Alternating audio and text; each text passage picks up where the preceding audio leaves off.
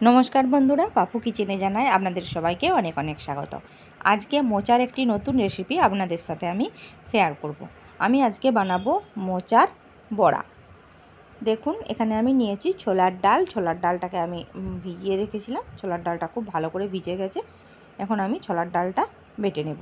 আর মোচাটাও আমি লবণ দিয়ে সেদ্ধ করিয়ে জলটা ঝরিয়ে নিয়েছি। দেখুন, এখানে জলটা ঝরিয়ে নিয়েছি। এইবার আমি বেটে নেব।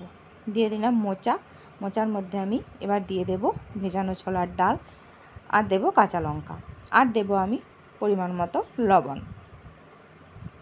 এরপর আমি খুব ভালো করে এটাকে একসাথে বেটে নেব, আর দিয়ে দেব একটুখানি চিনি।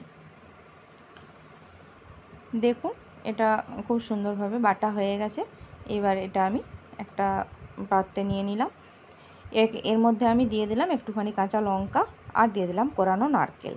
এবার হাতে করে একসাথে খুব ভালো করে এটা মেখে নেব। আমি কিন্তু এটাতে জল দিইনি, এটার থেকে জল বেরিয়েছে সামান্য। ভালো করে মাখিয়ে নিয়েছি। এবার তেল গরম হয়ে গেলে এর মধ্যে দেখুন বড়ার আকারে একটা একটা করে এইভাবে দিয়ে দিতে হবে। সবকটি দিয়ে দেওয়ার পর এটাকে এক সাইডটা লাল লাল করে প্রথমে আমি ভেজে নেব। এক সাইডটা লাল লাল করে ভাজা হয়ে গেলে তারপর এটাকে আমি পাল্টে দেব। দেখুন, এক সাইডটা লাল লাল হয়ে ভাজা হয়ে গেছে। এবার এগুলোকে আমি পাল্টে দেব। খুব সাবধানে একটু পাল্টাতে হবে যাতে বড়াগুলো ভেঙে না যায়। দেখুন, এটা পাল্টে নিয়েছি।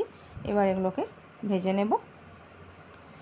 ভাজা হয়ে গেছে বন্ধুরা, এগুলো আমি নামিয়ে নিলাম।